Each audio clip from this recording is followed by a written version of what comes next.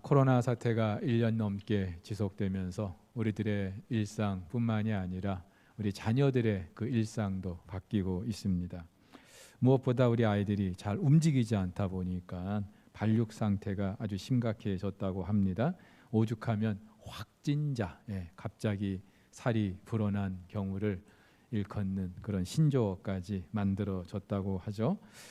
대부분의 학교에서 온라인으로 수업하다 보니까 맞벌이 가정에서 방치되는 아이들이 많다고 합니다. 상대적으로 또 부모와 아이들이 같이 있는 시간이 많다 보니 또 아동 학대 건수도 늘고 있다고 합니다. 학교에서도 상위권과 하위권 간의 그런 학력 편차가 점점 심각해지고 있고요. 중위권 아이들이 사라지고 있답니다. 기초 학력이 붕괴하고 있는데 수도권의 한 초등학교에서는 덧셈 뺄셈도 하지 못하는 그런 3학년 아이들이 있고요. 어떤 중학교에서는 내 이름은 무엇입니다. 영어로 쓰지도 못하는 그런 신입생들이 16%나 된다고 합니다. 모든 자녀 교육 학교에만 맡겨놨는데 코로나 때문에 기초 교육조차 되지 않고 있는 거예요. 근데 여러분, 학교만 그럴까요? 코로나 이후에 우리 어른들은 물론이고 자녀들의 신앙교육도 아주 심각한 상황입니다. 모든 신앙교육이 교회를 중심으로 이루어졌기 때문에 당연한 현상일 수도 있습니다. 그나마 믿는 집 아이들 어떻게 해서라도 예배에 참석하는데 믿지 않는 그런 가정의 아이들 대책이 서질 않습니다. 우리 교육자들이 또 교사들이 아무리 유튜브 만들어서 그렇게 보내주곤 있습니다마는 보지 않으면, 관심도 두지 않으면 이 아이들 어떻게 될까요? 사실 코로나가 아니라 해도 지난 10년 동안 인구 감소와 함께 교회 학교 아이들이 꾸준히 그 숫자가 줄어왔습니다. 근데 설상가상으로 코로나 이후에 그나마 출석하던 아이들의 발길도 끊기고 있어요. 한 조사 통계에 의하면은 지난 2015년 기준입니다. 우리 청소년들 가운데 그리스도인인 비율이 3.4%밖에 되지 않는다고 합니다. 100명이 있으면 그 중에 예수 믿는 아이들 서너 명밖에 되지 않는다는 거예요. 과연 코로나 상황을 보내는 이 아이들이 코로나 끝나면 다시 교회에 올 수 있을까요? 우리가 이 땅에 하나님 나라를 만들어 가고자 하는 그런 큰 꿈과 비전이 있습니다마는 복음조차 듣지 못하고 모르는 그런 세대가 돼가고 있는데 어떻게 하면 좋겠습니까? 사사기는 이스라엘 백성들이 출애굽하고 나서 가나안에 들어와 살면서 본격적인 왕정이 시작되기까지의 기간을 무대로 하고 있습니다. 근데 이 사사 시대의 그 서론격에 해당하는 오늘 본문을 보면은 이 시대의 분위기가 밝지 않습니다. 한때 가나안 정복의 최고 주인공이었던 여호수아도 110세 일기를 끝으로 죽게 되고요. 그 세대 사람들도 다 죽었다고 합니다. 그런데 이후에 사사 시대가 어떻게 전개될지 단적으로 암시해 주는 구절이 오늘 10절입니다. 그 세대의 사람도 다 그 조상들에게로 돌아갔고 그 후에 일어난 다른 세대는 여호와를 알지 못하며 여호와께서 이스라엘을 위하여 행하신 일도 알지 못하였더라. 그 후에 일어난 다음 세대, 다른 세대, 한마디로 여호수아 이후에 그런 다음 세대를 말하죠. 근데 그들의 특징 한마디로 하나님을 알지 못했다는 거예요. 물론 지식적으로는 알고 있겠죠. 그 부모들이 토라를 그 자녀들에게 계속 가르쳤겠죠. 그리고 그 백성들이 출애굽했던 일, 홍해를 건넜던 일, 여리고를 하나님이 무너뜨리신 일 알고 있을 거예요. 하지만 그런 하나님의 구원 사역이 더 이상 이들에게 삶의 소중한 기억이 되지 못하고 있는 겁니다. 중심이 되지 못하는 거예요. 그저 먼지 덮인 앨범 속 이야기에 지날 뿐입니다. 인격적으로 그리고 삶 속에서 그 하나님을 주인으로 섬기지 못하며 살아가는 거예요. 단적인 예가 엘리의 두 아들입니다. 사무엘서를 보면 이렇게 말해요. 엘리의 아들들은 행실이 나빠서 여호와를 알지 못하더라. 오늘 사사기에서 여호수아 그 다음 세대가 여호와를 알지 못했다라고 하는데 여러분, 한나라 최고 영적 지도자의 그 아들들이 여호와를 알지 못했다라고 성경이 말하고 있어요. 물론 그들이 하나님을 진짜 몰랐을까요? 아버지의 뒤를 이어서 제사장으로 섬기고 있던 사람들입니다. 그런데 그들이 여호와를 알지 못했다는 것, 무엇을 말해요? 성경은 이들이 사람들이 제사를 드리기 위해서 가져온 고기를 중간에 가로채기도 하고 회막에서 수종드는 여인들과 동침하기도 했다고 말하고 있습니다. 한나라 최고 영적 지도자의 아들들이 이렇다면은 그 시대, 그 다음 세대 사람들의 그 삶이 어떠했을지 우리는 쉽게 이해할 수 있을 것 같아요. 아니나 다를까요? 성경은 그 세대 사람들의 삶을 단적으로 이렇게 말하고 있습니다. 오늘 사사기 2장 11절 이하에 이렇게 말해요. 이스라엘 자손이 여호와의 목전에 악을 행하여 바알들을 섬기며 애굽 땅에서 그들을 인도하여 내신 그들의 조상들의 하나님 여호와를 버리고 다른 신들 곧 그들의 주위에 있는 백성의 신들을 따라 그들에게 절하여 여호와를 진노하시게 하였으되 곧 그들이 여호와를 버리고 바알과 아스다롯을 섬겼다라고 말이죠. 원래 이스라엘 백성들 여호와 하나님을 섬기는 사람들이었어요. 출애굽 1세대는 물론이고 2세대도 그 하나님을 잘 섬겼던 사람들입니다. 여호수아가 임종 직전에 오늘날 섬길 자를 택하라고 나와 내 집은 여호와를 섬기겠다고 하였을 때 그 백성들이 우리도 여호와를 섬길 것이니 여호와 그는 우리 하나님이시라고 고백까지 했었어요. 그런데 불과 한 세대밖에 지나지 않았는데 그 이후의 세대는요 여호와를 알지 못했다고 합니다. 하나님이 아니라 바알을 섬기고 있다고 말하고 있어요. 어떻게 이런 일이 있을 수 있을까요? 물론 그 여호수아 다음 세대들 그들의 잘못이 크겠죠. 선조들의 그 신앙을 제대로 이어받지 못한 그들의 책임이 클 거예요. 그런데 우리가 사사기를 읽어가면서 그 시대가 어떤 시대였는지 단적으로 알게 해주는 또 하나의 구절이 있습니다. 그때에 이스라엘에 왕이 없으므로 사람이 각기 자기 소견에 옳은 대로 행하였더라. 왕이 없었다는 말, 행정적으로 정치적으로 그 나라를 통치하는 그런 왕이 없었다는 말일 수도 있지만요, 하나님을 왕으로 섬기지 못했다고 하는 또 다른 은유적인 표현이기도 합니다. 그리고 그 하나님을 왕으로 섬기도록 지도해 줄 만한 그런 어른들이 없었다는 말이에요. 그렇죠? 여호수아 다음 세대들의 그 영적 무지와 타락은요, 그 부모 세대들의 잘못 때문입니다. 물론 가나안에 처음 들어와 살게 된 그 여호수아 시대의 그 세대들도 물론 충분히 이해할 수 있어요. 난생 처음 가나안 땅에 왔잖아요. 전쟁을 했잖아요. 먹고 살아야 될 거 아닙니까? 이들의 가장 관심은, 제일 큰 관심은 어떻게든 이 가나안 땅에서 살아남는 거예요. 생존하는 거예요. 한국 전쟁을 치르고 나서 우리 많은 기성세대들의 가장 큰 관심은 어떻게든지 잘 살아보는 거였어요. 여러분, 그러다 보니까 이 가나안 땅에 정착했던 이 세대들, 그 가나안 땅의 문화와 관습과 풍습을 무시할 수 없었고요. 당연히 그들이 섬기는 바알을 따를 수밖에 없었어요. 그렇다고 이들이 여호와 하나님을 전적으로 버린 것도 아니에요. 단지 그네들의 관습을 따라서 바알을 따랐던 것뿐이에요. 그런데 결과는 그들이 바알을 섬기고 하나님을 버렸다, 성경이 그렇게 말하고 있습니다. 여러분, 우리도 마찬가지죠. 적어도 우리 앞선 기성세대들 한 가정을 이루고 세상을 살아보니까 만만치 않아요. 그리고 이 땅을 살면서 필요한 게 뭔지도 알게 돼요. 그렇기 때문에 어떻게 해서든지 내가 한 가정의 가장으로서 우리 가정을 책임지기 위해서 어쩔 수가 없어요. 먹고 사는 게 가장 중요한 문제이기 때문에.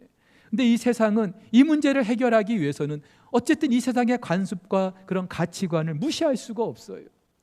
자연히 나도 그렇고 우리 자녀들도 너희들 커서 나처럼 고생하지 않으려면은 공부도 열심히 해야 되고, 이 세상에서 적어도 사람들이 중요하게 생각하는 그 처세수를 우리가 이룰 수가 없다고 생각을 하는 거예요. 여러분, 그러면서 우리 믿는 부모들의 착각이 뭐냐면요, 공부는 학교에서 학원에서 다 시켜주기 때문에 괜찮고, 신앙교육도 그렇다고 신앙마저 버릴 수는 없잖아요. 신앙교육은 교회에서 다 시켜주니까 괜찮다라고 생각을 하는 거예요. 근데 여러분, 코로나로 인해서 공부를 학교에만 맡겨둘 수 없다는 것 우리는 이미 경험을 했고요. 신앙도 마찬가지예요. 여러분, 우리 아이들 일주일에 교회에서 보내는 시간, 요즘 같으면은요 한 주에 한두 시간도 되지 않아요. 나머지 그 많은 시간을 가정에서 보내든지 학교에서 보내든지 친구들과 보내든지, 그나마 빠지지 않고 매주일 예배에 참석하는 아이들이 그렇고요. 아이들이 부모들이 믿지 않거나 그나마 부모들이 신경 써서 예배에 보내지도 않으면은 그마저도 지켜지지 않는 거예요. 여러분, 예배조차 제대로 드리지 못하고 일주일에 한 번 말씀도 듣지 못하는 우리 아이들, 머지않아서 여호수아 그 다음 세대와 같지 않으리라고 누가 장담할 수 있겠습니까? 어떻게 하면 좋겠습니까? 우리 교육자들이 매주 월요일마다 코로나 시대 다음 세대 사역을 위한 그런 강의를 듣고 있어요. 물론 모두가 처음 겪는 일이다 보니까 아무리 전문가라 해도 이 시대를 어떻게 우리가 이겨낼 것인가 저마다 처방전을 내놓긴 합니다마는 그렇게 속 시원한 것은 없어요. 하지만 그럼에도 불구하고 제가 강의를 계속 듣고 또 들으면서 분명하게 제가 확신이 갖게 되는 것, 도전이 되는 것, 다른 것이 아니라 우리의 가정이 자녀 교육의 모판이 돼야 한다는 사실. 새삼스러운 거 아니죠. 코로나 이전에도 우리가 얼마든지 알고 있는 사실이고, 무엇보다 성경이 계속해서 강조하고 있는 거예요. 근데 우리는 일단 교회 안에서 교육이 이루어지니까 굳이 가정에서 이 아이들의 신앙 교육에 대해서 별로 신경을 쓰지 않았어요. 그런데 그동안 우리가 잃어버렸던 것, 놓고 있었던 이 본질을 이 코로나와 함께 우리가 다시 한번 깨닫게 됐다는 말입니다. 다음 세대 전문가로 알려진 서울의 양승원 목사님이라는 분이 신명기 6장을 중심으로 잃어버린 교회 교육 본질을 말씀해 주셨는데, 이 신명기 6장 아시다시피 쉐마로도 잘 알려져 있죠.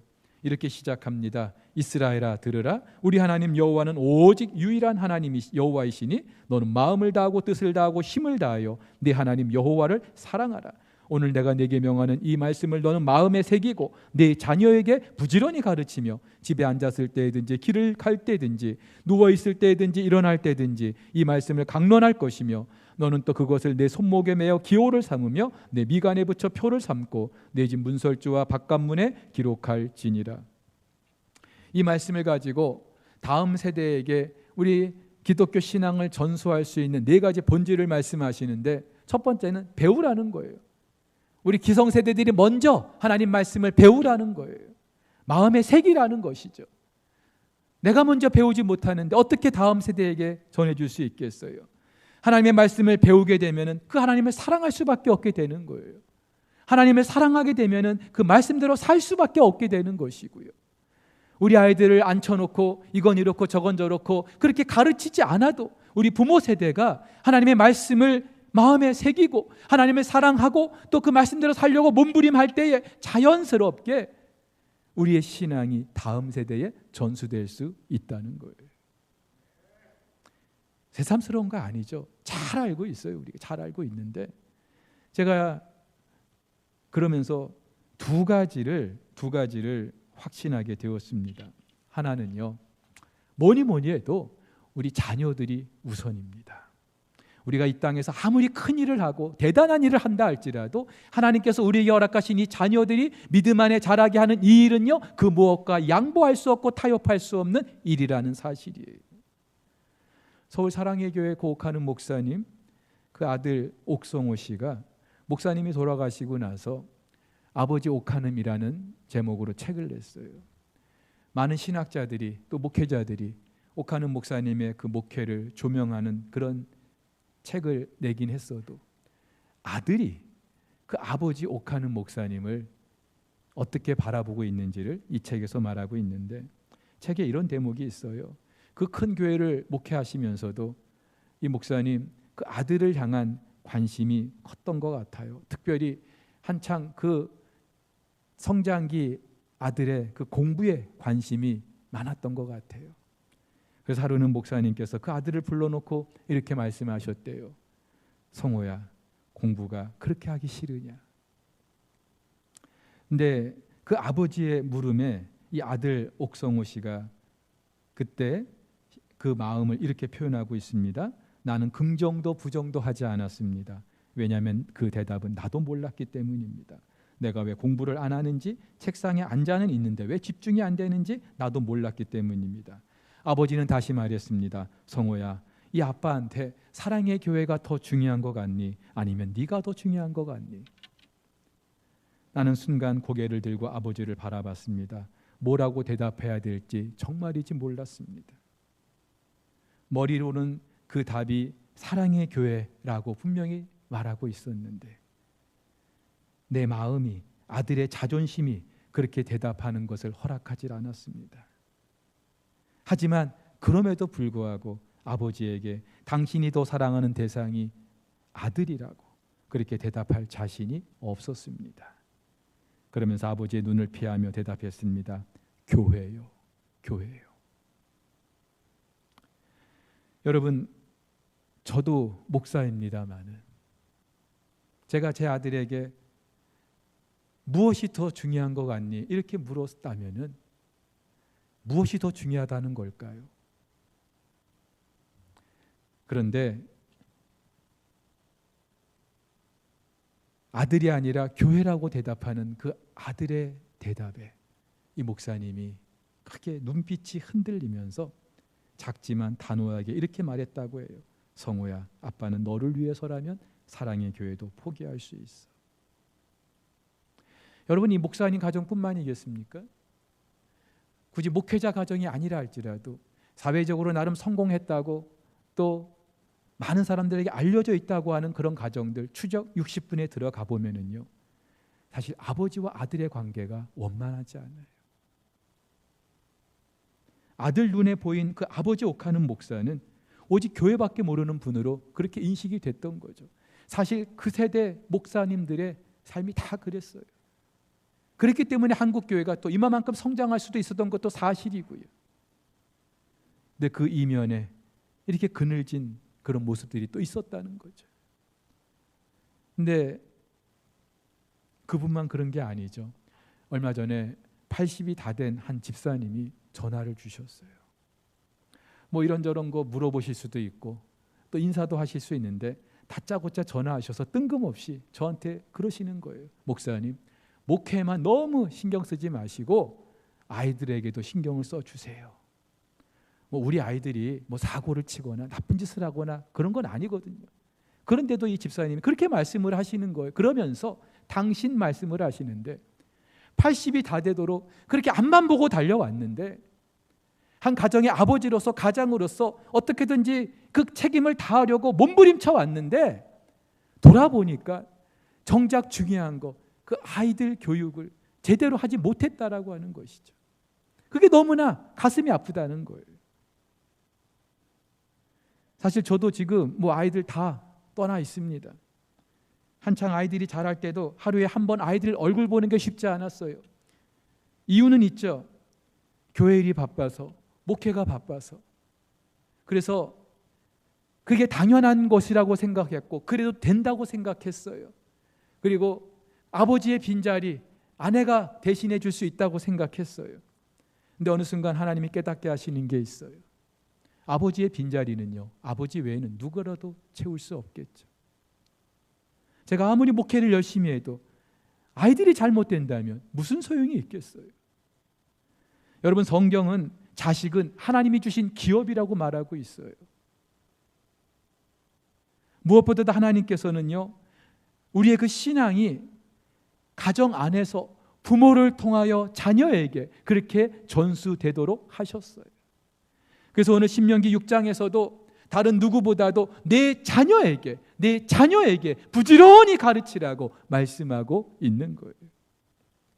여러분, 이 신명기 6장 말씀은요, 이스라엘의 어떤 특별한 리더급에 있는 사람들에게만 주시는 말씀이 아니에요. 모든 이스라엘 사람들, 모든 하나님의 백성들, 네 자녀에게 부지런히 가르치라고요. 그 자녀들에게 신앙의 본을 보이고 그렇게 그 믿음이 가정 안에서 전수되게 하라는 거예요.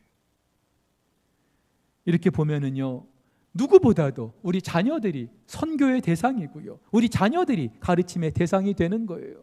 한국교회가 이만큼 성장하는 그 이면에 또한 선교 활동도 열심히 해왔어요. 근데 수평적인 선교, 다른 나라에 가서 복음을 전하는 정말로 열심히 그렇게 사역을 해왔어요. 감사한 일이에요. 근데 상대적으로 수직적인 선교, 정말 우리 다음 세대를 향한 그런 선교를 우리가 소홀히 해왔어요. 그래서 어쩌면 우리도 머지않아서 여호수아 다음 세대와 같이 우리 믿는 집 아이들조차 여호와를 알지 못할 수 있는 그런 빨간불이 켜져 있는 상태인 거예요. 어떻게 하면 좋겠습니까? 이 아이들을 누가 책임지겠어요? 더 이상 우리 아이 교회 잘 다니니까 그렇게 우리가 내버려 둘겠습니까? 두 번째, 자녀가 우선이면은요, 두 번째 우리가 해야 될 일이 있어요. 내가 먼저 본을 보일 수 있어야 돼요. 부모들이. 자녀는요, 부모의 뒷모습을 보고 자란다는 말이 있죠. 사실 다른 집 아이들 내가 말 한마디로 가르칠 수 있어요. 혼낼 수 있어요. 근데 한 집에 사는 자녀들에게 부모는요, 자신의 삶으로 말할 수밖에 없어요. 다른 집 아이들에게는요, 그냥 흉내만 내도 돼요. 신용만 해도 괜찮아요. 그런데 우리 집 아이들에게는요, 거짓말을 할 수가 없는 거예요. 여러분, 다른 집 아이들이 아니라 우리 집 자녀들이 우선이라면, 이 아이들이 말씀 안에 믿음 안에 세워지는 것이 그 무엇보다 우선이라면 답이 없어요. 내가 먼저 달라져야 합니다. 금쪽 같은 내 새끼라는 TV 프로그램이 있어요. 아이를 키우면서 겪는 문제들을 전문가와 함께 이렇게 풀어가는 프로그램인데, 한 번은 이런 아이를 소개한 적이 있어요. 사춘기 아이인데, 남자아이인데 게임에만 빠져 있는 거예요. 그래서 엄마가 밥 먹으라고 해도, 공부하라고 해도, 그만하라고 해도 듣지도 않고 엄마 말을 완전히 무시하는, 당연히 그 아이를 향한 엄마의 말이나 태도가 거칠 수밖에 없겠죠. 말 한마디를 해도 가시돋친 말이 나올 수밖에 없을 거고요. 또 그 가시돋친 말에 또 그 아이는 마음의 문을 굳게 닫고, 점점 엄마와의 관계가 멀어져만 가는 거예요. 근데 이 과정을 지켜보던 그 진행자가 그 아이의 모습 속에서 13살 엄마의 모습을 보게 됩니다. 이 엄마도 어릴 때, 그 아이 또래 때 그 엄마에게 상처받은 것이 그대로 남아 있었던 거예요. 그러면서 그것이 치유되지 않고 또다시 그 아이에게 그대로 반복적으로 나타나고 있는 거예요. 이 사실을 듣게 되자 이 엄마가 눈물을 펑펑 쏟습니다. 그러면서 그 진행자가 물어요. 만약 그 시절로 다시 돌아간다면 엄마에게 듣고 싶은 말이 무엇이었냐고. 그러자 엄마가 미안해. 엄마가 미안해. 그 말이 듣고 싶다는 거예요. 우리 보통 부모님들 자기들이 잘못했는데도 아이들한테 미안하다는 말 하는데 굉장히 인색하잖아요. 그런데 아무리 어리지만 엄마가 미안해. 그 말 한마디라도 들었으면 괜찮았을 텐데 그 말을 듣지 못하고 자란 거예요. 똑같이 자기 아이에게 똑같이 그렇게 향하고 있는 거예요.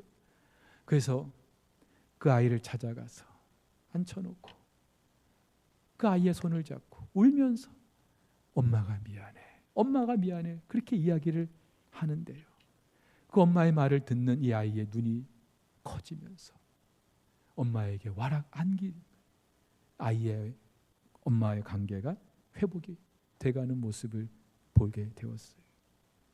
사랑하는 우리 성도 여러분, 그렇죠? 자녀든지 누구든지 우리가 누군가를 가르치려고 할 때에 제일 먼저 해야 되는 일은 내가 먼저 그렇게 살아가는 거예요. 내가 먼저 하나님을 알아가는 거예요. 부모는 전혀 관심도 두지 않고 일주일에 성경 한 장도 읽지 않는데 아이들에게 큐티해라, 성경 읽어라 그렇게 강요할 수 있겠습니까? 그렇게 한다고 아이들이 따라오겠습니까? 나는 하나님을 사랑하지도 않는데 아이들에게 하나님을 사랑하고 말할 수 있겠습니까? 나는 하나님 말씀대로 살려고 하지도 않는데 우리 아이들이 그렇게 살아주기를 바라는 것이 과연 정당한 일일까요? 여러분, 옛 어른들도 청출어람이라고 했어요.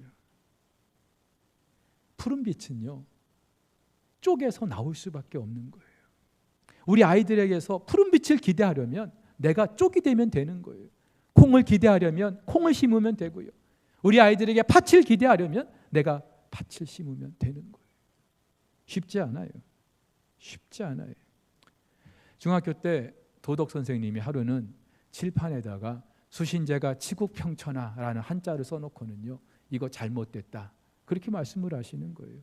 까까머리 중학생들이, 저 뜻이 제대로 무슨 말인지도 모르는 그 아이들이 이거 잘못됐다고 하는데, 그러면서 그 선생님 하시는 말씀이 자기 자신을 수련하는 일, 자기 자신을 제대로 돌아보는 일, 평생 가도 못하는 일인데 어느 세월에 가정을 제대로 이끌고 나라를 통치하고 천하를 평정할 수 있겠느냐.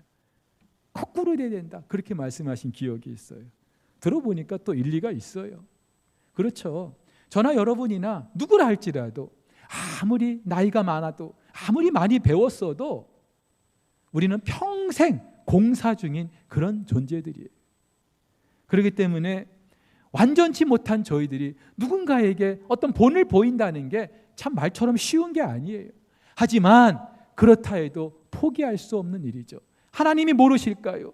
우리 인간들이 얼마나 죄인인지, 얼마나 그 악으로 가득한지, 아무리 자기 새끼지만 제대로 된 본을 보일 수 없다는 것 우리 하나님도 모르실까요? 그런데도 왜 네 자녀에게 부지런히 가르치라고 말씀하셨을까요?